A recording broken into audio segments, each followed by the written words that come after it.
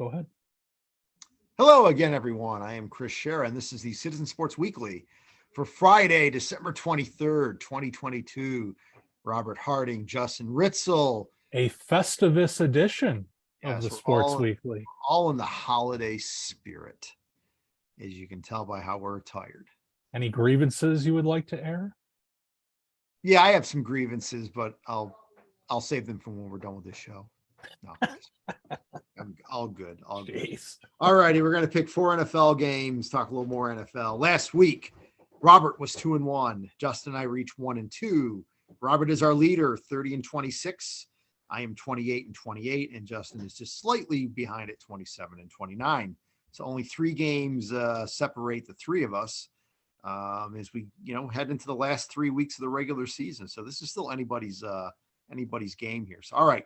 Our first game, the New York Giants coming off an impressive win on the road at Washington, going up against the Minnesota Vikings, who, hey, look what they did. They were down, 33-0, 36-3, and decided, hey, we can come back and pull off the greatest rally in NFL history, knocking out Robert's Buffalo Bills from that title. Impressive win nonetheless. And the Vikings are 3.5-point favorites against the Giants.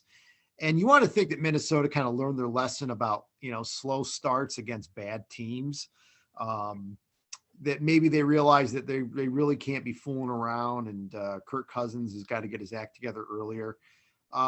Look, Giants, back-to-back road games. And I think last week's game was pretty emotionally draining a little bit, maybe close game, and good road win for them. Minnesota needs this game. I really think that they're starting to feel that the Lions are on their heels a little bit there. Even though it's 3 games with 3 games left, but I think Minnesota is going to win this one. 3.5 is not huge. I think Minnesota is going to win it by 6 or 7 points.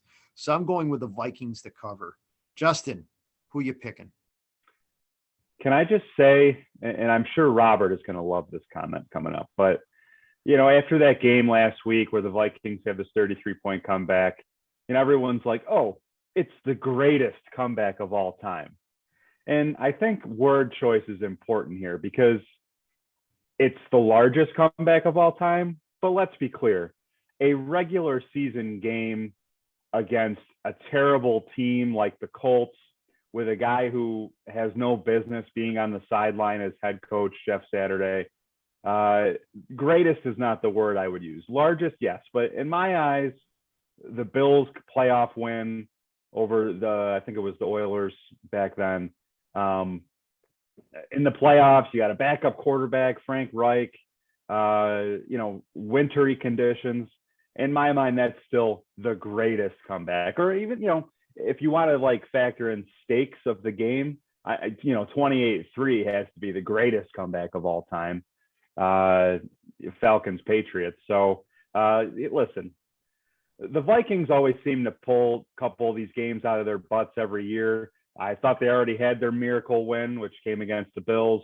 Apparently not. They had one more for us. But all that said, the Giants shouldn't have won their game against the Commanders last week. Benefited from, one just very strange penalty that took a touchdown off the board in the last couple minutes. And then the refs just pocketing their whistle on the final play. It was clearly pass interference. Giants aren't that good. They benefited from some calls. I don't think the Vikings are super good either, but they're home, and I just have faith their offense can put up some points. So I will take Minnesota. All right, Robert. Well said, Ritz. Well said. After watching that crappy quarterback play in the Meadowlands yesterday, and then knowing I'd be picking this game, wore a special shirt for the occasion here. The New York State football map. Pro football? No pro football. Why is that? Because New Jersey ain't on here, friends. Look, the points that Ritz made about the Vikings, I think, are right on. I mean, that comeback last week. I mean, you're playing against a lowly Colts team that fired Frank Reich. The curse of Frank Reich, I think, is settling in here for the Colts. The fact that you blow a lead like that. is just terrible, especially with all the plays that went their way. I think they scored a couple defensive touchdowns in that game. I mean, they drove, they had plenty of opportunities to score points. They kicked a lot of field goals. I think that was the difference in the end, is that they didn't get 7 points instead of 3 there. So, that opened the door for the Vikings. Look, the Giants, we've talked about it on this video before, that they're not going to put up a lot of points. The Vikings are a team that can put up a lot of points. Even if the Vikings, can't get their act together in the first half, which is a trend this year, I think they can put up at least 24, which would be, in my view, enough to cover against the Giants, who they're a 20-point team to me. They're a team that can score up to 20 points, but asking them to do any more than that is a lot to ask with Daniel Jones at quarterback, even though you've got Saquon back there. The Vikings defense does make me a little nervous against Saquon, but considering the Giants don't have too many other weapons, I think they'll do okay. I'm going to ride with the Vikings in this one. All right, we're all in agreement on that one. Our next game, the Philadelphia Eagles at the Dallas Cowboys. Cowboys are 4-point favorites. That's basically because Jalen Hurts is not playing and Gardner Minshew is. Something, I've seen a lot of stuff about, the Cowboys, the Cowboys should win this game, with no Jalen Hurts. Well, Cowboys still lost to the Jags last week. That was a horrible game, okay? And they're not playing that well all of a sudden. Dak Prescott has been a turnover machine. And, I know the Eagles don't have Jalen Hurts, but, they still have their offensive line and their top running backs, and they have their defense. So 4 points on the road for the Eagles. I like the Eagles to cover the -4. I think if they lose this game, it'll be by a field goal. And I think they can actually win outright. So I'm going with the Eagles to cover the -4. Robert, who are you picking? Not the Eagles. The Jalen Hurts drives this team. There's a reason that he's in this position. It's because all of these other bum quarterbacks that they had to try, including Carson Wentz, the one-hit wonder Nick Foles, all these guys, they didn't cut it. And so Jalen Hurts comes in and gives them, 2 dimensions. This is a guy that is a pretty good passer. He's established himself, this year, that, AJ Brown, Devonta Smith, like, these are guys that can thrive in this offense. And oh, by the way, he contributes, in the running game, which they have a pretty good running back there too. But, without Hurts in there, Gardner Minshew isn't going to be doing the same thing as Jalen Hurts. It totally changes your offense when you got a guy who's more of a passer. Yeah, he can scramble a little bit. He's a little bit mobile, but not anywhere near what Jalen Hurts is. So it's going to change your offensive scheme. And I think that favors the Cowboys here. And again, the Cowboys are at home in this one.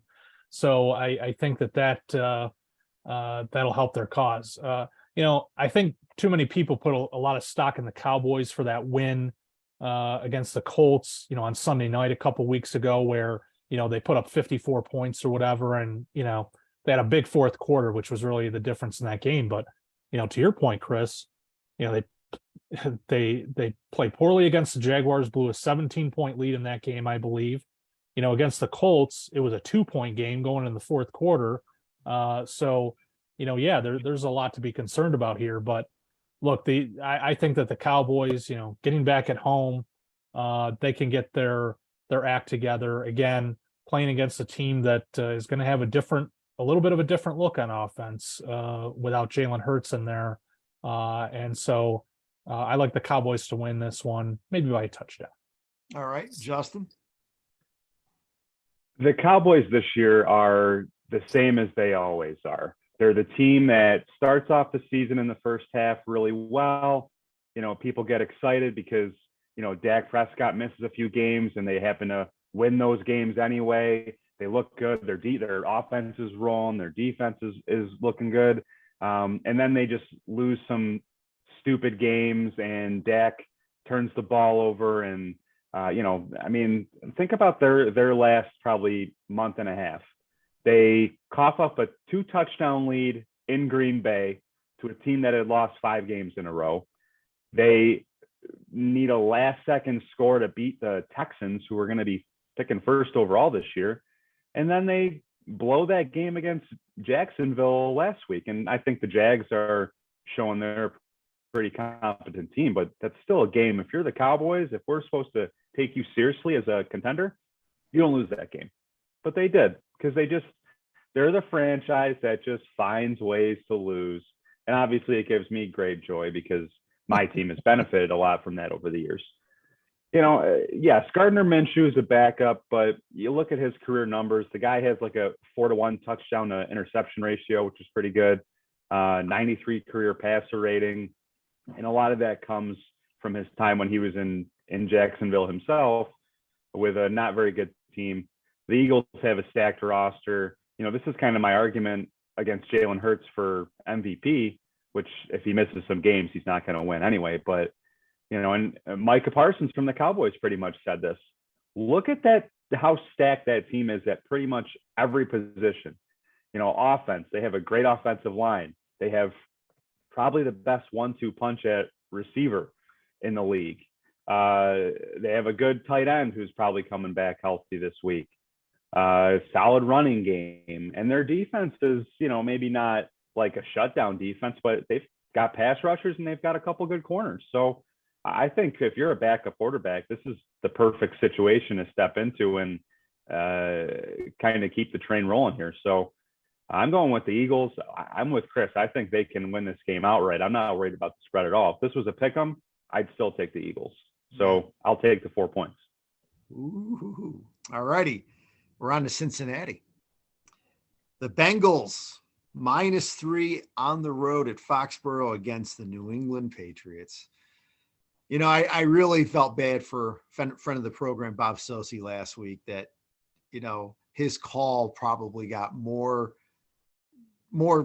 plays than the Raiders radio call, because obviously New England was the team that lost that game. And Bob was a true professional, as he always is in this call. And I thought he really did a great job in capturing the moment and what happened. And it's going to be that call is going to be re-aired for years to come. And it's but the bottom line is the Patriots, like, what were they thinking? And, they should have won this game. And you can talk about the call for the touchdown by the Raiders at the end of the game that, got them back in it and everything. But New England, their offense is a mess. I mean, Mac Jones is dropping F-bombs on live TV, and Matt Patricia obviously using his RPI education the wrong way. The Patriots are an absolute mess. And the Bengals, I mean, look, folks, they've played as well as anybody lately. They're going to probably win the AFC North, and I don't think it's a stretch to say that they have a decent shot of maybe going back to the Super Bowl if they continue to play the way they're playing right now. So Cincinnati -3 on the road at the Patriots, I'll take that in a heartbeat. I'm going Bengals. Robert, who do you like? Yeah, this is a bit of an insulting line, I think, for the Bengals here. I mean, if when you really look at these two teams and the way that they've played, especially lately, I mean, that disaster in Las Vegas last week, that shows you, I think, the many errors that Bill Belichick has made this year with this coaching staff, and quite frankly, he needs to be held accountable too. Because those are situations where ultimately it's the head coach's decision. Like, what do you do here?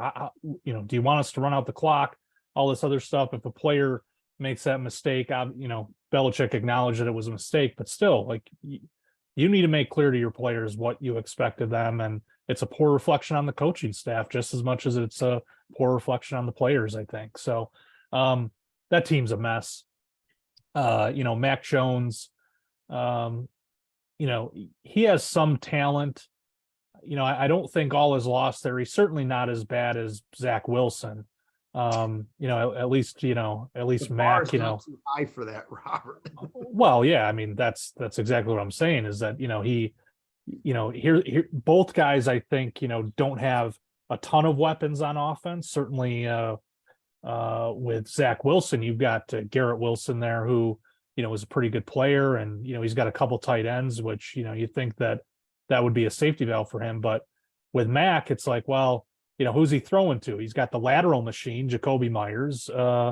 Hunter Henry, was a good tight end when he was with the Chargers, but it seems like this offensive scheme doesn't really, factor him in too much. So it's just tough with Mac Jones to really assess this guy because sometimes he shows flashes, but then, you wonder what happens from game to game because it's just not always there. Is it a lack of consistency on his end? Or is it the fact that this team doesn't have a true offensive coach? And, from week to week, it's just a mess. It's in disarray. So wasted too much time on the Patriots. Look, the Bengals are a much better team here. I think that this spread should be 6.5, 7. I think that they can easily go into Foxborough and win this game. The way that they've been playing lately, they've been playing good football on both sides of the ball, solid defensively, but of course they got that offense cooking. I think they got Mixon back last week. They've had Jamar Chase back. Now that those guys are getting healthy, watch out. Look, Super Bowl, please. They're not getting past the Bills. They'll be lucky to get past the Chiefs. I think that they're definitely a contender for sure if either of those teams slip up, like what happened last year. But they know their place in the AFC. Great team. They'll win the AFC North, but let's not get ahead of ourselves. Justin, who you picking? They'll be lucky to beat the Chiefs. They've beat the Chiefs 3 straight times they've played them. What do you mean lucky? The Chiefs will be lucky to beat them the way things are going. Well, playoffs change. It'll be at Arrowhead. I don't think the Chiefs are going to blow a double-digit lead again if they get their hands on the Bengals. So, well, we'll see if they're even in that position should they play. This is a dumb line in my opinion. I don't really understand why the Patriots are getting the respect of only 3 points, and the fact that at the beginning of the week when Chris sent out these lines, it was 3.5. What exactly is making that what changed that extra half point? I don't understand it. So I'm going to take the Bengals and feel pretty comfortable about it. But regarding the Patriots, first off, I don't feel bad for our friend Bob, who's obviously very generous and coming in our show once in a while. That guy, it's kind of a broadcaster's dream, right? He has called the finest points in Patriots history. He's called 3 Super Bowl wins. He's called a Super Bowl loss. Obviously, a lot of great moments in the Brady Belichick dynasty. But, there's something to be said for being able to call an absolute disastrous ending and, have your voice attached to, I think, what a lot of people can say, the worst moment in Patriots history. I mean, that was just embarrassing. And the fact that it came against the Patriots' old offensive coordinator, who has had his own struggles as a head coach, and against the Raiders, who obviously they have a little history with the Patriots, that just pours a little more salt in the wound. Mac Jones, I don't know if I think it's a lot of reasons why he's really struggled in year 2. Matt Patricia is definitely a part of that. The talent around him is a part of that. But let's remember who Mac Jones is. Like, this is not a person who was billed as a super talented quarterback. He has a pretty average arm. Even going into his draft year last year, I think as he started being talked about as a first-round pick, it was a little surprising. He doesn't have really A++ traits in any way. I guess maybe you could say he's got a good decision-making ability, but other than that, what are you looking at? And Patriots took him, in the teens in the first round, and I think he had a pretty solid rookie season. He was, the favorite for rookie of the year for a while until the Patriots kind of fell apart in the second half. But I think you guys nailed it on the head. You're going into his 3rd year of his career next season, and you still don't really know what you have there. I don't really have high hopes for him. I think he's an average talent. They tried to look for kind of a Brady clone when they drafted him, and Tom Brady is just in a whole other category by himself, obviously, in terms of intelligence and football IQ, and is still a more talented quarterback than Mac Jones will probably ever be. So, tough position for the Patriots. I'm sure you two AFC East fans are not exactly, upset at their misfortune. But yeah, Bengals, they'll win this one by a touchdown or more. All right, our You last. you just reminded me, Justin, that think of the page, think of the like game-ending plays that are memorable in recent years, and two of them involved the Patriots absolutely crapping their pants. Miracle in Miami. Chris knows exactly the other one I'm talking about with that play, which I believe it's featured in a commercial, now that's been airing for the last couple seasons. So yeah, I mean Bob's been on the right side of it, as you mentioned, but certainly he's had a couple of bad calls, at least for the Patriots, that he's been a part of too. And speaking of the Dolphins, our last game is my Miami Dolphins versus Justin's Green Bay Packers on Christmas. The Dolphins are 3.5-point favorites. Robert, we're going to let you go first on this one. Who do you like? Oh boy. Oh man, the opportunity to trash both of your teams at once. This is a tricky one because it's tough to know what Dolphins team is going to show up, and it's tough to know what Packers team is going to show up. I think if the Packers show up like they have been in these last few weeks here, it seems like Rodgers is getting healthier. The ball's coming out of his hand better. It seems like that thumb is not really an issue anymore. I think that's trouble for that Dolphins defense, which, has been pretty porous of late. Certainly they've made some plays. I saw they scored a touchdown recently, but, they've been giving up some yards, and Packers also pretty good running the ball as well, when they want to. It must be a LaFleur thing. Matt's brother didn't want to run the ball last night in the pouring rain, and we saw that turned out. So I think if the Packers put together a good game plan and go in there, they can at least cover here. And I am going to pick them to cover because a little worried about your Dolphins there, Chris, because all the hype around Tua. He's an MVP contender. Yeah, well, we saw what happened when he started playing real teams. And we saw that go away pretty quickly. And the Dolphins are in a bit of a slide here. I think they could still win this game, but it's going to be a little too close for comfort. They haven't had really, they haven't really played well against the NFC North. I think one of those games was without Tua against the Vikings, if I'm not mistaken, Chris. That is correct. Yeah. The Bears and Lions, though, that they did put up a fight against the Dolphins. So I think the Packers have the best quarterback in that division. They have pretty good talent on offense. If, Rodgers can make it work with those receivers in this game, I think that they could really, threaten the Dolphins again. The question for the Packers, though, is, can that pass defense that was there, for much of the season, the Bills saw this, the Packers played tremendous pass defense against them. Will that show up in this game against, really the passing attack that the Dolphins have put together? I don't think they'll have to worry about the run too much. I think that Mostert game was a flash in the pan. But that's really the big concern for the Packers. But I think this will be a close one. So I'm going to ride with Green Bay. All right, Justin, who do you like? Chris, what did you say the line is now? 3.5? Another weird line, in my opinion.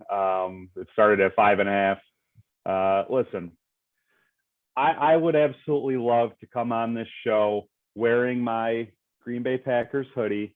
Oh boy. And just rip Chris's Dolphins apart and be a total homer because, from time to time, of course I can be like that. And, when we've picked the Packers games traditionally this year, I have sided with them. Like I picked them when they beat Dallas. I was right there. I picked them when they kept it within 10.5 of the Bills. I was right there by half a point. I think I have a pretty good pulse on my team, which is why I am not going to pick the Green Bay Packers this week. The Dolphins do absolutely everything with their offense that is going to give Green Bay trouble, unless the only thing that's going to help Green Bay is if McDaniel goes into pass happy mode like he did for a few weeks there and just puts the ball into his hands and, tries to throw it, 40 times. This isn't complicated, folks. The Packers, for the last 10 years, have had the worst run defense in the NFL. And guess what? They've especially struggled against the Shanahan-style offense. Well, where does Mike McDaniel come from? Mike McDaniel has, in fact, been the offensive coordinator for 49ers teams that ran up and down the field against the Packers. Give the ball to Mostert, give the ball to Jeff Wilson if he plays, and the Dolphins are going to win this game. Oh, yeah, the Packers secondary that Robert was praising a few minutes ago, they stink too. I don't know if they could cover one receiver. And now you have Tyreek Hill and Jalen Waddle to worry about. That unit stinks. That whole side of the ball needs to be rebuilt, which is just an amazing thing to say considering what they've invested. Do I think the Packers on offense, can they put up some points against a pretty mediocre Dolphins defense? I think they can. They have been coming on of late. I think over the past month and a half since that Christian Watson breakout, they've been one of the more consistently good offenses in the league. But I don't know if they can put up 35, which is what it's probably going to take to beat Miami in Miami, which last time I checked is in Florida, a state that Aaron Rodgers has typically really struggled in. So all signs point to Miami. I think they're getting a couple free points here with the spread changing to what it is. So give me the Dolphins. But if the Packers somehow pull this out, Chris, you can expect to hear from me on Twitter on Sunday. Oh, I know I will. Absolutely. All right. So yeah, Justin, I know what you're just talking about with Florida and everything. Well, I looked at the weather for Sunday in Miami Gardens, Florida. That's where Hard Rock Stadium is. The high temperature is expected to be 58 degrees on Sunday, on Christmas. And there are winds between 10 to 15 miles expected. This is not typical Florida weather. Okay. I think it's almost like fate that Green Bay is bringing some of the Arctic chill down south with them. This will not be the coldest game in Dolphins history. I actually looked it up. The coldest game in Dolphins history in Miami, by the way, was a 1989 game against the Chiefs around this time of year when it was 39 degrees at kickoff. Now that is cold. This is going to be 20 degrees warmer. That being said, Justin makes some great points. I think Miami definitely made an effort last week to get their running game going again. That was the thing that they got away from in the losses against San Francisco and the Chargers. Of course, Miami got away from the running game on 3rd and 1, which kind of irked me and a lot of Dolphin fans too. And, Mike McDaniel was asked about this during his press conferences this week. And he said, well, we look at the formations they're in. We look at the situation. BS. You were averaging 7 yards a carry last week against the Bills. You run the ball. You keep running the ball, okay, until they stop it. 3rd and 1, you got to get that. That really, to me, is what kind of cost them the game, okay, at least offensively. So I want to think that Miami is really going to try to continue to make an effort to continue to run the ball. The Packers know this, and they're going to probably try to stop it. But I think if Miami, they can get the short passing game going and run the football, I like their chances in this game. The defense has been deplorable lately. I mean, the injuries in the defensive backfield have caught up to them, and then the ineffectiveness of the linebackers. I think the Dolphins have a very weak linebacking core. The strength of the defense is the defensive line: Christian Wilkins, Zach Sealer, Melvin Ingram, Bradley Chubb, who hasn't gotten a lot of numbers, but supposedly the contributions he's been making is that he draws double teams and lets the other guys get to do their stuff. If the Dolphins get pressure on Aaron Rodgers, which I think they can, I think that's going to be huge. So I like the Dolphins to cover the 3.5. Robert likes to make fun. I don't have faith in my team and everything. Well, I have faith in my team this week. They're going to get off the schneid. The Dolphins have won. I believe they are 6-1 at home this season, or 5-1. They have 2 more home games left after this one. So I believe they are 12-1 in their last 13 home games. I'm not 100% sure about that, but they've had a pretty good home record lately. And even with the poor weather expected for South Florida, I know 58 take that in a heartbeat. But in Miami, that's really cold. Oh. You're going to see people wearing winter jackets in the stands. I'm telling you, you make fun. I'm telling you, you will see people wearing winter coats in the stands at that game on Sunday. Mark my words. I'm Soft. serious. We'll see. It's appropriate that while Chris was talking about this nonsense with cold weather, my dog's over here licking his own butt. So that's what he thinks of your pick, Chris. So I'm picking the Dolphins to cover the 3.5. I have faith in my team. They're going to get it done this week, and near in closing in on a spot in the playoffs. So, all right. If the Dolphins, and Chris, you and I exchanged a couple messages about this earlier in the week. If the Dolphins don't wear their throwback aqua uniforms this week, it's an absolute embarrassment to the franchise. They should fold it immediately. How do you have the opportunity to mesh those jerseys with the Packers white jerseys and pass up that? It'd be a beautiful looking matchup on TV. They got to take advantage of the Hard Rock sauna. That's why. It would be absolutely good. Justin, I agree with you 100%, except about the part about folding the team. But I agree with you 100%. And unfortunately, they're not wearing the throwbacks unless something changed dramatically, because they showed a photo of the field. Now, see, the thing is with the Dolphins is they share the stadium with the Miami Hurricanes, when they're playing. So the end zones just say Miami. Okay. After the Hurricanes are done, they paint the end zones to say Miami Dolphins. Well, this week they've been painting the end zones, and unfortunately they're not going with the throwback motif. They're going with the current one, which means that the Dolphins will be wearing their current jerseys on Christmas Day. Justin, I agree with you 1,000%. This would be one of the best uniform games matchups ever in the history of the NFL. If the Dolphins wore even their white throwback jerseys and the Packers wore their green and gold, it would be great. If the Dolphins went with aqua and the Packers still had to wear their white jerseys, which obviously not as good as the green ones, it would still be a great matchup. Yes, the Dolphins are missing a golden opportunity. It's disappointing. They have 2 games left. They're going to wear them at home for the regular season finale against the Jets. That's pretty much been announced, although not officially. They're on the road next week at New England. I don't know whether they're going to wear that. I don't think they've ever worn them in a road game. I think they just do it at home. But it is an absolute joke, travesty. They're not wearing their throwbacks on Sunday. It is. I mean, there is a Twitter account, Make Throwbacks Permanent. Okay, and I've had to mute this guy on Twitter because he just retweets every single tweet about the Dolphins making their throwbacks permanent. And unfortunately, he will retweet literally tens and tens of tweets at once, and it just clogs my Twitter timeline. I had to mute the guy, and I apologize to him for that, but I had to. But he's got to be absolutely despondent for this Christmas that the fact that Dolphins are not going to wear those beautiful throwback jerseys this coming Sunday. All righty. Our takeaways from week 15. And my takeaway isn't really from the games himself. It's just basically Franco Harris. I mean, he passed away on Wednesday. I thought it was a hoax. I really did. I woke up on Wednesday morning. I saw something about it and I said, this can't be real. This has got to be someone's idea of a sick joke.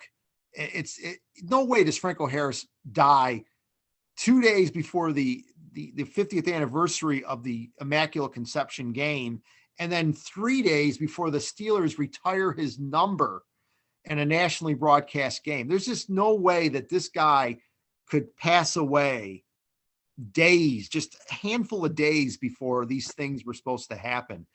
And it is just the cruelest thing. And I mean, at least he knew that it was going to happen and everything, but still. And I'm still stunned about it. And I mean, when I was growing up in the 70s, and I was a Dolphins fan, obviously, but the Steelers were the team of the 70s. They won 4 Super Bowls.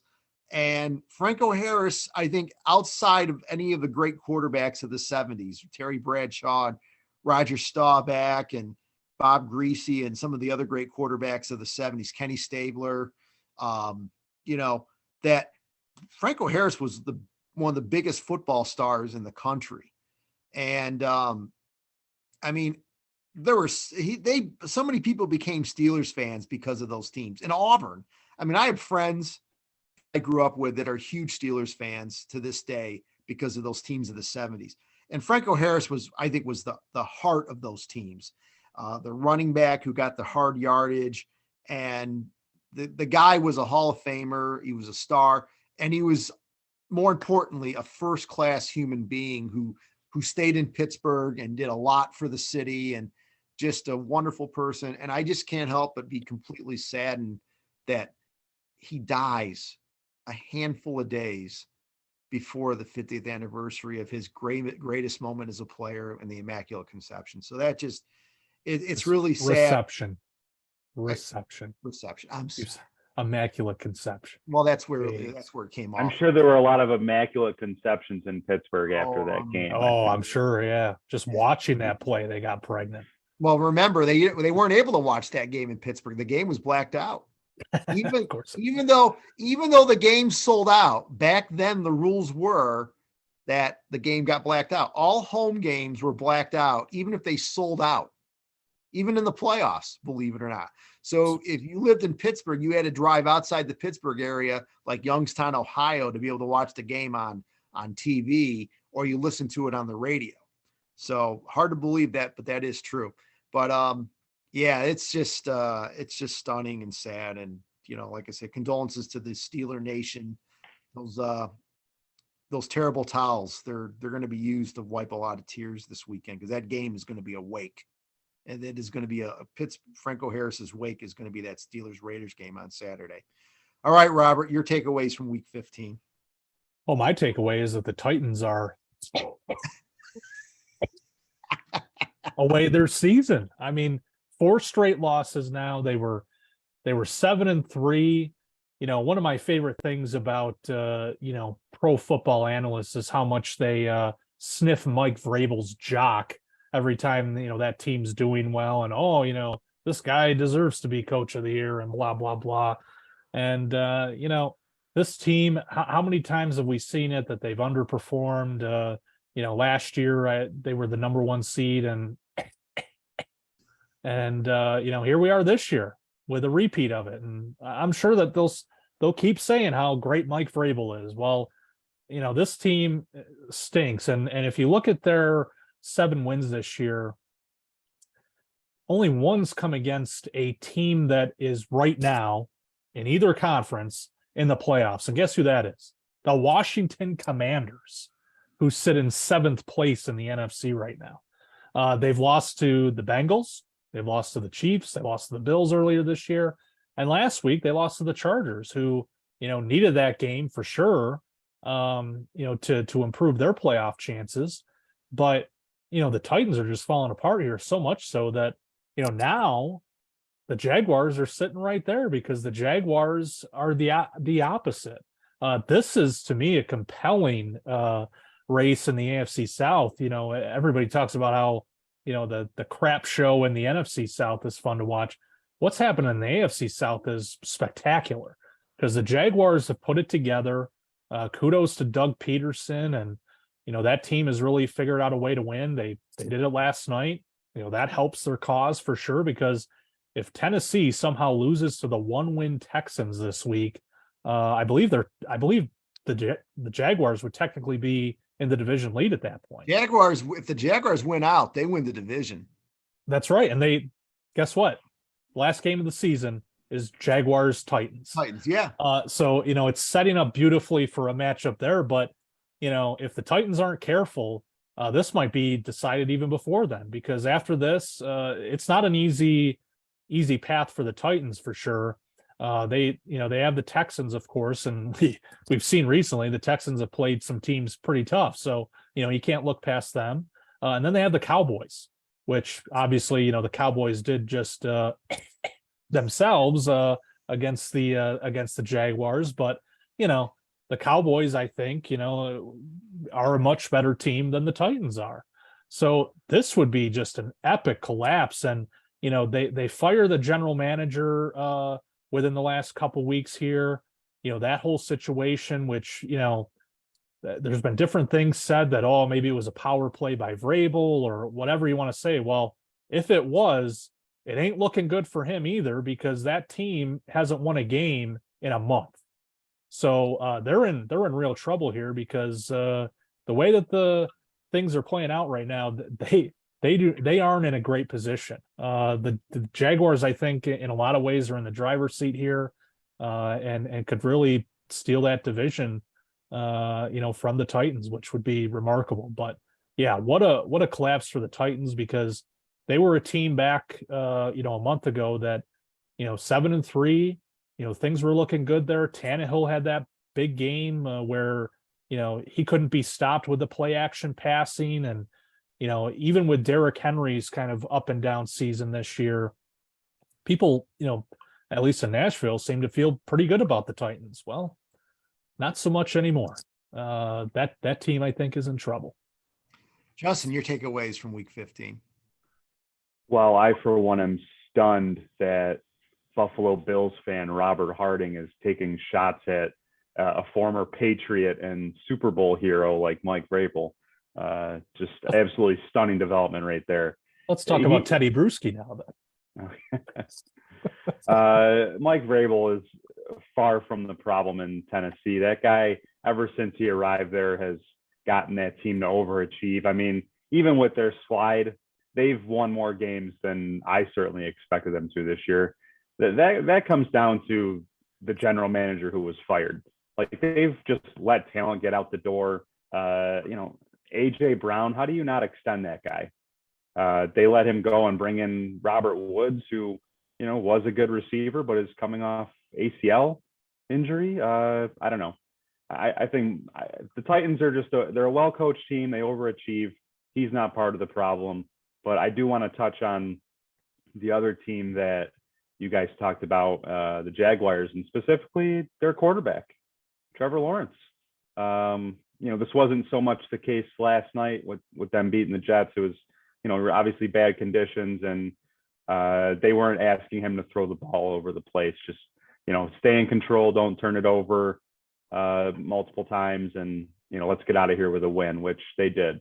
But, Trevor Lawrence, I think, has had a bit of an up and down season, but really over the last several weeks, you've seen why he was like a consensus top pick and kind of on that level of prospect that Andrew Luck and Peyton Manning were. He's put together a nice statistical year. He's got 24 touchdowns, only 7 interceptions, and for a guy his size to kind of add that rushing component that he does, he's a dangerous quarterback. And I remember last year when we did the episode where we all kind of picked our young quarterback that we would want to build a team around. And obviously Patrick Mahomes, Josh Allen, Joe Burrow, like kind of that generation of quarterbacks were the guys that we focused on. But, Trevor Lawrence is in that class too. He's only in his second year, and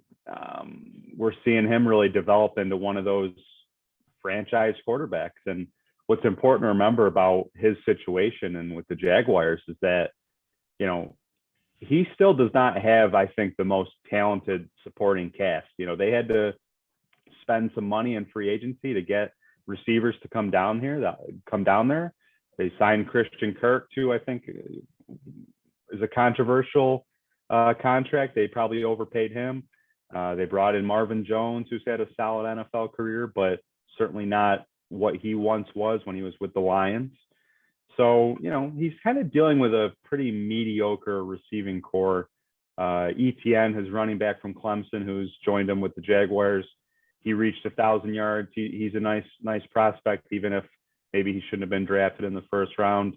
I think as the Jaguars continue to really add talent to that offense and surround Lawrence with, capable receivers, or maybe even some star receivers, you're going to see him really take off, and he's going to really put himself in that conversation with the Mahomeses and the Josh Allens and Burrows and stuff, because he's, as much as I kind of thought he was a bit overhyped coming out of Clemson, you're really starting to see his talent shine through. And, it's just another quarterback that UAFC fans are going to have to worry about for the foreseeable future. And it's good for the NFL if he continues down this path. All right, gentlemen, ready to wrap it up here. Folks, we want to wish everyone out there a very Merry Christmas, a safe Christmas. Please do not drink and drive. We appreciate you watching our videos, And we'll see you next week.